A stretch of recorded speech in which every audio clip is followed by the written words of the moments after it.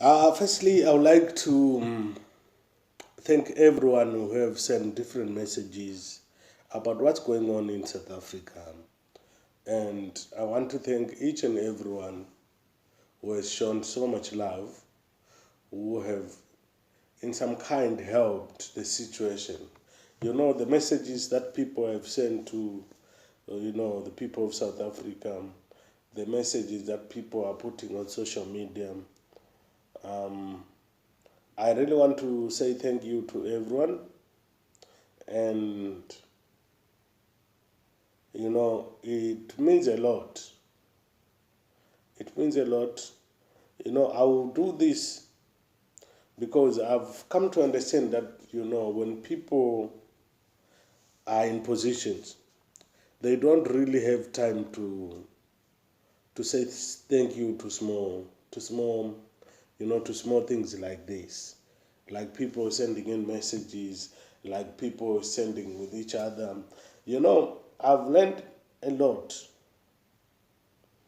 about the secret of thanking. So thank you very much to all those people who have done something. It's not always money that can help people, but sometimes words actually help. Sometimes people need to hear something. So I would like to thank everyone who stand with all foreigners living in South Africa, and I also want to share my deepest condolences to families who have lost their loved ones. I just want to encourage them, and share these few words with them. Like I always say, everything that happens for a special reason. God knows exactly what He was doing, and You always know what He wants to do. We are God's people, and we will always live for God. So, some people lost their lives, some people they're in hospital. It was all because God wants things to be like that. I just want to remind our fellow South Africans that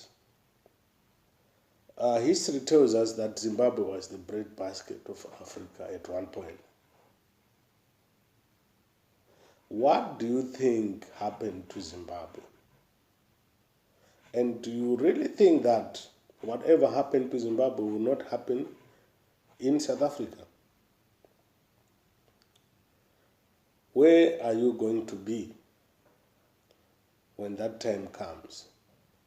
You might not have a situation like Zimbabwe. You might not have a situation like Mozambique, like Zambia, like DRC, but I really feel my fellow South African people are creating um, a very difficult situation for themselves and for other people as well. Because whatever you do now, you're making a lesson or you're creating a history. Some people are learning from you right now. One day when things like this happen to you, trust me, you won't like it. But I believe we all live for Christ, and it's difficult to forget, especially to the families who have lost their loved ones. But I encourage people to understand that sometimes we don't think straight. Sometimes we make decisions that we really don't want to. And sometimes we do things that we don't really know how it's going to end up. So, our fellow African people, if we have a part in our hearts to forgive, let's do that and move on and try to create an African continent that is full of love, that respects other people, that unites during tough times. I just want to share this to African leaders. I know this video might not go anywhere, but you never know, it might go anywhere. But I just want to say this to African leaders.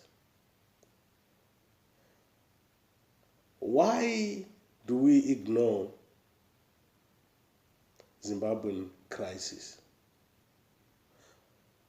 A week ago, people in Zimbabwe died.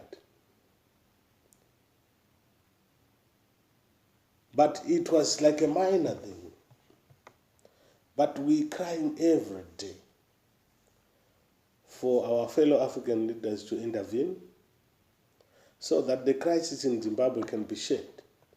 And when it's shared, it becomes much lighter. And then, for as long as African continent doesn't understand that if we stand together, we stand strong, we will never succeed. You know, we live in different continents, we live in different countries, you know, outside Africa, where we see real peace, where we see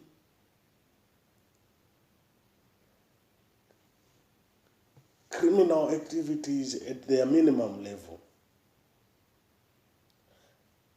But it doesn't take a lot of effort. It's just mere respecting citizens.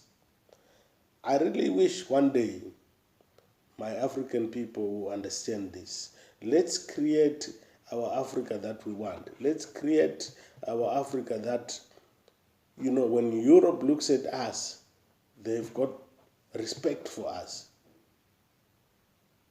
When Asia looks to Africa, they see something good. But if we can fight amongst ourselves, we're losing trust. As much as you think, you know, you're better in Africa, but if you lose business, you become like with the rest of Africa, you become like everyone. So let's stand together. Let's be united. And let's put our heads together. We make best decisions that are best for our African people. Thank you very much for people who are going to share this, who are going to like. My main wish is not fame, but my main wish is for someone up there to understand how an ordinary man who is not even educated that much think. Thank you very much.